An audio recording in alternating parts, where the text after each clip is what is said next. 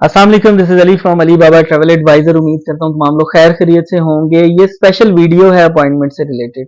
Appointments Pakistan में एक बहुत बड़ा मसला जो है वो कंसीडर किया जा रहा है, किया जाता रहा भी है और आगे भी मुझे लगता है कि शायद किसी भी आगे जाके भी ये मसला रिजॉल्व होने का नहीं है। उसकी रीजंस हैं काफी सारी। अब इस टाइम पे चूंकि पाकिस्तान के अपने इंटरनली मामला इतने अच्छे नहीं है, लेकिन आप लोग हमें वीजा एम्बेसीज हमें वीजा ही क्यों दें, इसीलिए अपॉइंटमेंट का सिस्टम इतना बुरा चल रहा है। लेकिन इस वीडियो में एक स्पेशल पैगाम मैं बीएलएस वालों को भी देना चाहूंगा कि बीएलएस वालों को भी थोड़ा सा इस बारे में सोचना चाहिए कि लोगों के साथ क्या हो रहा है और प्लीज अपना सिस्टम जो है वो उसको ठीक करें। अपॉइंटमेंट्स जो है वो आप स्पेन की बुक करने के लिए जा रहे हैं, स्पेन की अपॉइंटमेंट्स बुक ही नहीं हो पा रही है। इतना मसला चल रहा है स्पेन की अपॉइंटमेंट्स के ऊपर कि लोग अपनी सेल्फी बना रहे हैं, 3 मिनट का टाइम है, उनकी सेल्फी नहीं जो है वो रिकॉग्नाइज हो रही है, जबकि ओरिजिनल बंदा खुद सेल्फी बना रहा है। और सिस्टम को इतना ज्यादा इन लोगों ने जो है वो टफ कर दिया। पहले आपने कौन सी हजारों में अपॉइंटमेंट्स देनी है, आपने 15 अपॉइंटमेंट्स लाहौर से, 15 20 कराची से, 15 इस्लामाबाद से, तो आप सिस्टम को इजी करें। वीएफएस जो है वो कदरे बेहतर है इन सारे मामलात में। बेशक अपॉइंटमेंट मुश्किल से मिलती है, लेकिन अगर मिल जाती है लोग अपॉइंटमेंट बुक कर सकते हैं। आपने नीदरलैंड अप्लाई करना है, आपने ऑस्ट्रिया अप्लाई करना है, आपने स्विट्जरलैंड अप्लाई करना है, आपने नॉर्वे, आपने बेल्जियम, आपने डेनमार्क, जो जो वीजा, इवन जापान का वीजा भी अब वीएफएस के थ्रू अप्लाई होता है। लोगों को इतना ज्यादा प्रॉब्लम नहीं फेस करनी पड़ती है उनकी अपॉइंटमेंट्स में। बेशक लोगों को पेड लेनी पड़ जाती है, एजेंट माफिया से खरीदनी पड़ती हैं, लेकिन जो भी एम्बेसी यानी जो भी कंट्री बीएलएस के थ्रू है उसमें थोड़ी सी प्रॉब्लम है। मेरा स्पेशल मैसेज है बीएलएस के लिए कि प्लीज अपने सिस्टम को थोड़ा सा बेहतर करें, लोगों को अपॉइंटमेंट्स के इस झंझट से निकालें। अब एक शख्स है, अब वो जस्ट समझ रहे हैं कि आपने अपने पेरेंट्स का वीजा अप्लाई करना है जिनकी एज 65-70 तक है।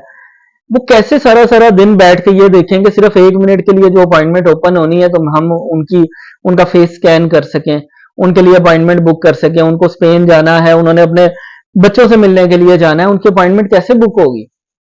नहीं बुक हो सकती। सिस्टम को स्मूथ करने की बजाय और ज्यादा कॉम्प्लिकेट कर दिया गया है।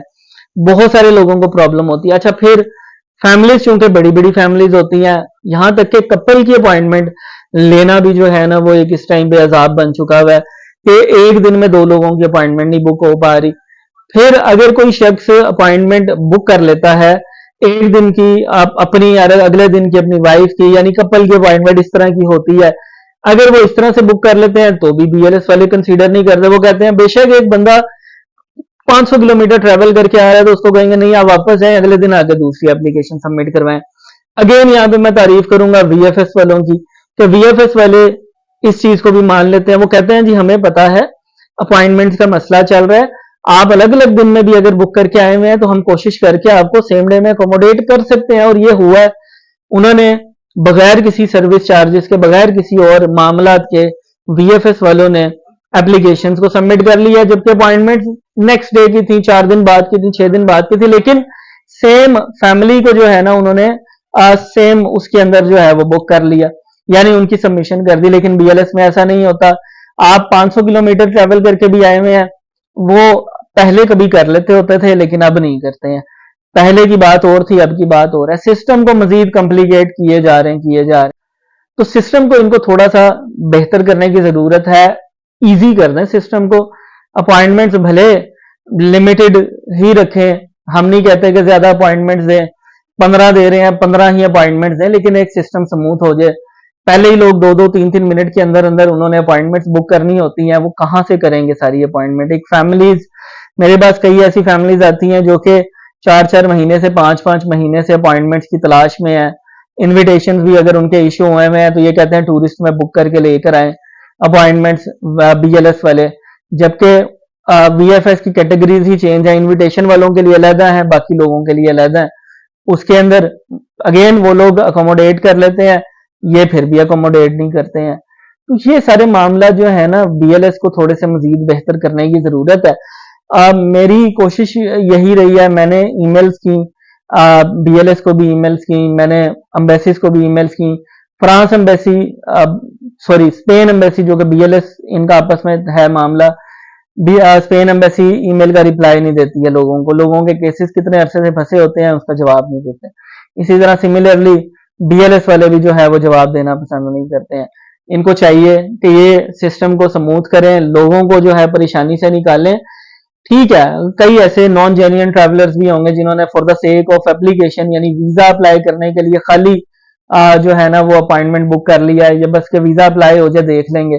लेकिन कई ऐसे जेन्युइन लोग हैं जिनको वाकई अपॉइंटमेंट्स की जरूरत है, वो लोग अपॉइंटमेंट्स बुक करना चाह रहे हैं और उनको जो है वो कहीं से भी कोई ठंडी हवा नहीं मिल रही, उनको कहीं से भी अपॉइंटमेंट नहीं मिल रही है। तो बीएलएस जो है वो थोड़ा सा सिस्टम को बेहतर करें, ये जो सेल्फी वाला चक्कर है इसको रिमूव करें, सेल्फी वाले मामले को जो है वो वहां से रिमूव कर दें।